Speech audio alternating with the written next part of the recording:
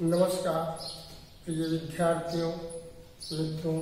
आज ज्योग्राफी में पार्ट 1 मानव भूगोल विषय क्षेत्र प्रकृति व विषय क्षेत्र के पार्ट 5 में अपन मानव भूगोल के आगे के टॉपिकों की चर्चा करेंगे।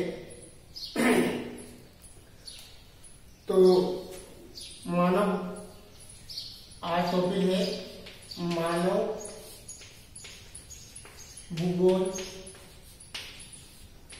के विषय क्षेत्र। तो इस टॉपिक में हम ये पढ़ेंगे कि मानव भूगोल के क्या क्या विषय क्षेत्र हैं। तो सबसे पहले हम इसके विषय क्षेत्र में नंबर 1 पे बात करेंगे जनसंख्या। दूसरे नंबर पे हम बात करेंगे सांस्कृतिक,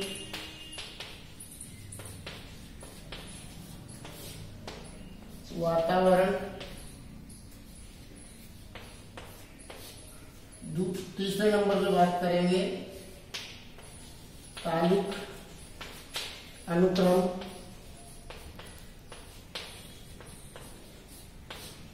फोर नंबर पे समायोजन।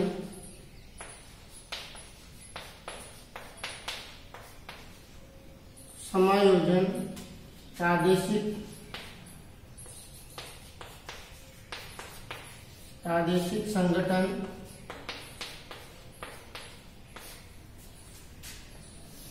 फाइव नंबर प्रादेशिक संसाधन।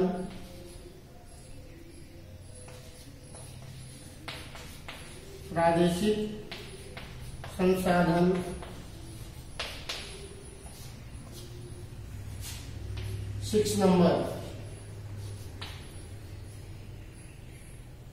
दूसरे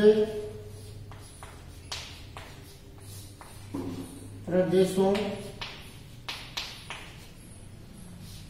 से संबंध। यानी मानव भूगोल के विषय क्षेत्र में हम इन 6 बिंदुओं पे चर्चा करेंगे।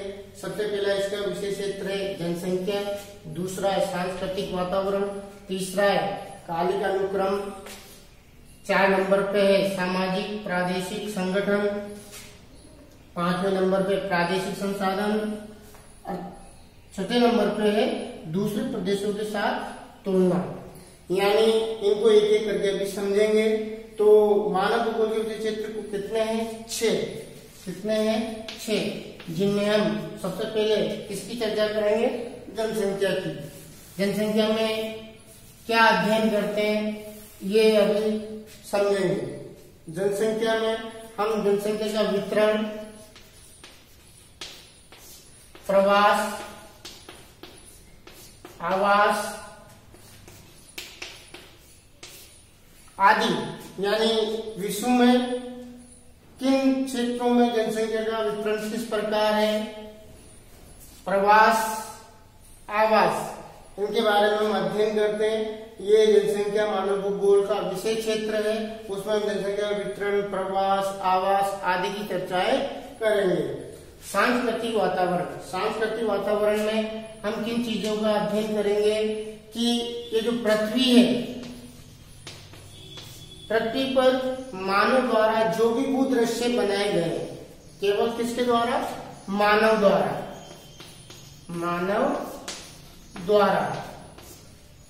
द्वारा जो भी भूदृश्य हमें पृथ्वी पर देखने को मिलते हैं, उनका अध्ययन हम सांस्कृतिक तत्वों के रूप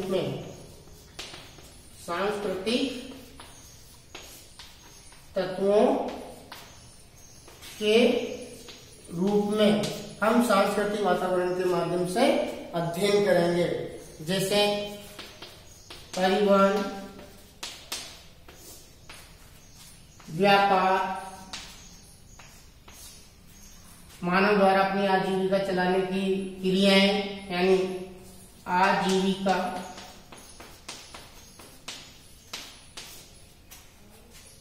क्रिया, क्रियाओं का अध्ययन हम सांस्कृतिक वातावरण में करेंगे। तो इसमें ध्यान रखना है, पृथ्वी पर मानव द्वारा जो भी भू दृश्य बनाए गए हैं उनका अध्ययन हम सांस्कृतिक तत्वों के रूप में अध्ययन करते हैं, जैसे पर्यावरण का, व्यापार का, आजीविका, क्रियाओं का, सातवां क्षेत्र भवन आदि का अध्ययन हम सांस्कृतिक वातावरण में करेंगे। अब आगे चर्चा करते हैं अपन कालिक अनुक्रम। कालिक अनुक्रम, तो कालिक अनुक्रम में हम, कालिक का मतलब काल यानी समय। देखो इसमें कहने का मतलब है कि समय जैसे बदल रहा है, समय जैसे निकल रहा है, मानव अपनी क्रियाओं में क्या कर रहा है, परिवर्तन ला रहा है।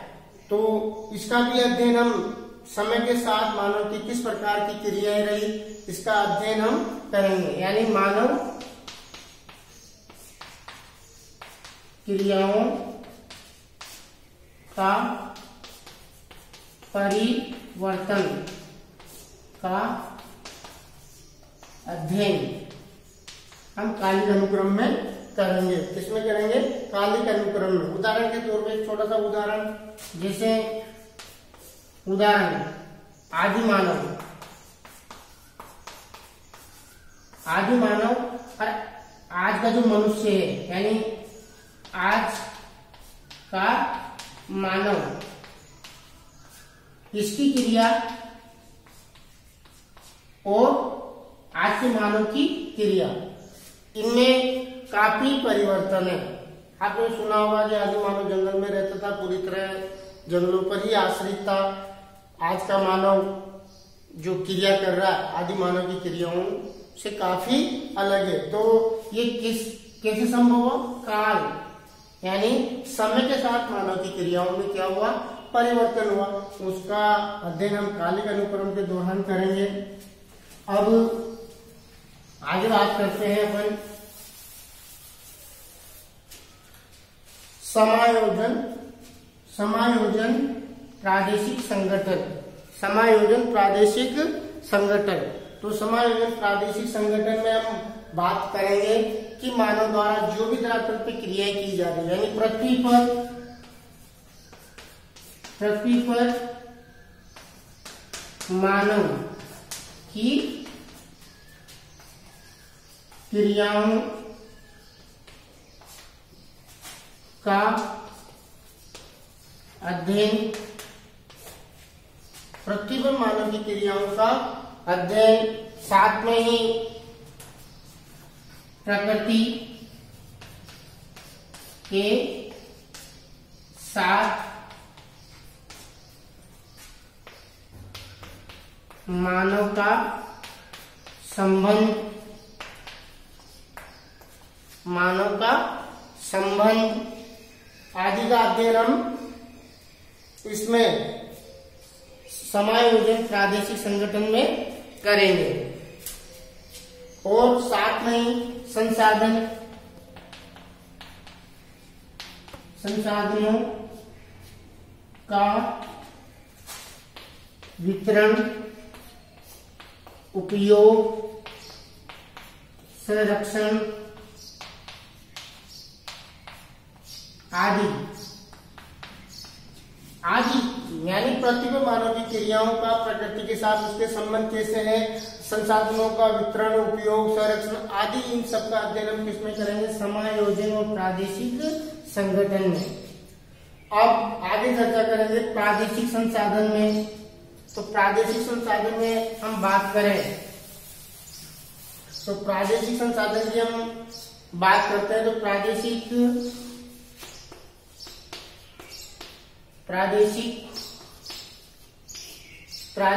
संसाधन में,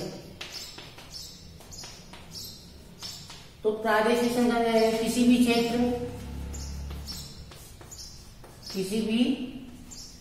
क्षेत्र में पाए जाने वाले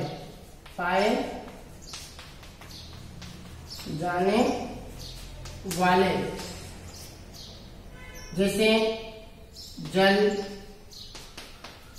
भूमि, मृदा, पवन, जलवायु आदि चीजों का हम क्या करते हैं, अध्ययन करते हैं। जिसमें प्रादेशिक संसाधन में, यानी वहां जितने भी जो संसाधन है, जल है, भूमि है, मृदा है, पवन है, जलवायु है आदि, इन सब का क्या करते हैं, अध्ययन करते हैं। साथ में हम खनिज भी लिख सकते हैं। इन सब का अध्ययन, इन सब का क्या करते हैं, अध्ययन हम करते हैं। अब आगे चर्चा करते हैं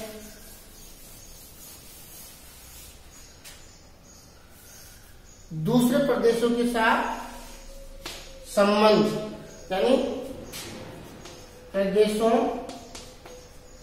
से संबंध। देखो पृथ्वी है, पृथ्वी पर मानव एक जगह केंद्रित नहीं है। पृथ्वी पर मानव चारों दिशाओं में फैला हुआ है। अर्थात कहने का मतलब है इस पृथ्वी पे मानव के आवास पूरी पृथ्वी पे फैले हुए, अर्थात प्रदेशों में, पूरे प्रदेश मतलब पूरी पृथ्वी कई प्रकार के प्रदेशों में बटी हुई है, वहां मानव रहता है। तो एक प्रदेश से दूसरे प्रदेश के संबंधों के भी हम इस अध्ययन इस प्रदेशों के संबंध के साथ करते हैं। जैसे एक प्रदेश व दूसरे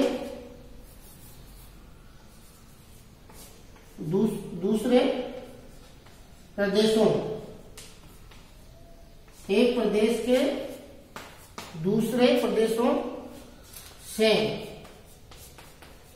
संबंधों की तुलना करना,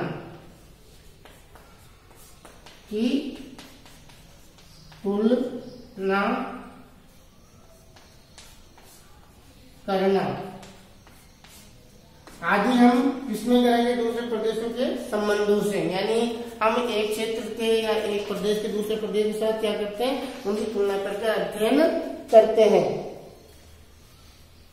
अब ये तो हुए मानव भूगोल के विषय क्षेत्र, यानी उसके अध्ययन क्षेत्र हैं।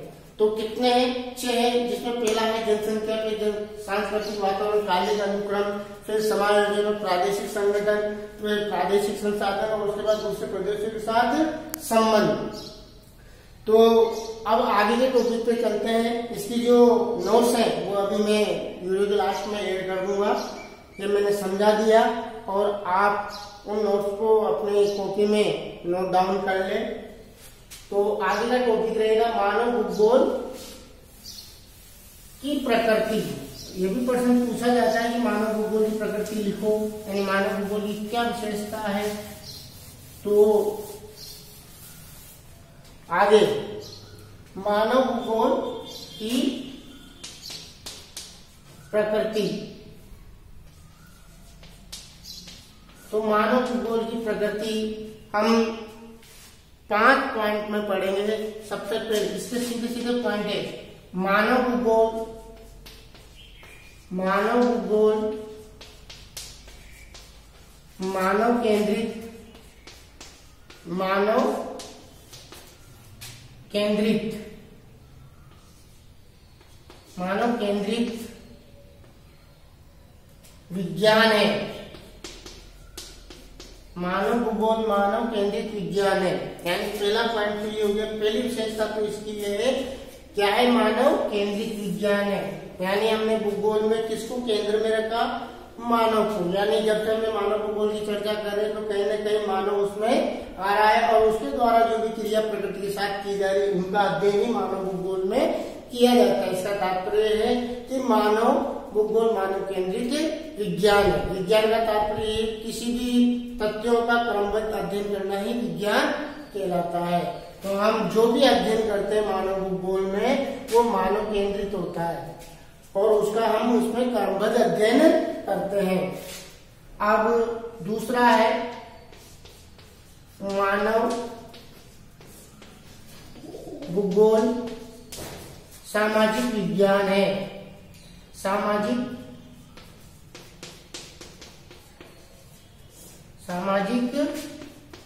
विज्ञान है, यानी दूसरा पॉइंट है मानव भूगोल क्या है, सामाजिक विज्ञान है। अब इस सामाजिक विज्ञान का तात्पर्य है कि मानव है तो मानव आया, मानव ने समाज बनाया, समाज में रहना सीखा, तो उसमें सामाजिकता आई, तो कह सकते हैं हम कि मानव भूगोल सामाजिक विज्ञान है। तीसरा पॉइंट आता है इसमें मानव भूगोल, मानव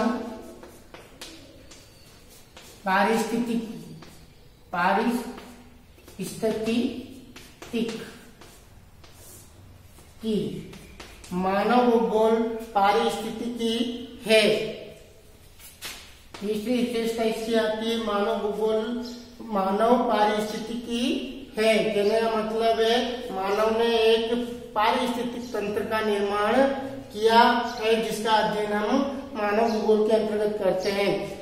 अब जो 4th नंबर पॉइंट है मानव भूगोल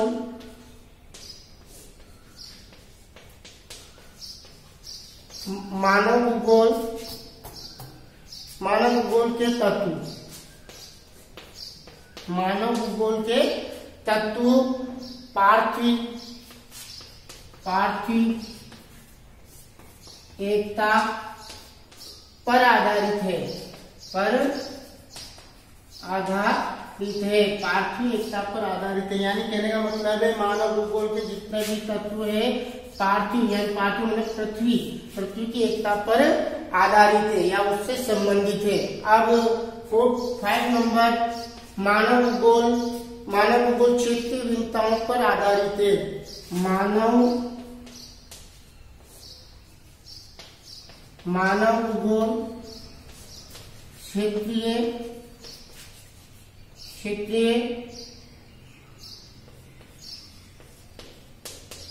भिन्नताओं पर आधारित है।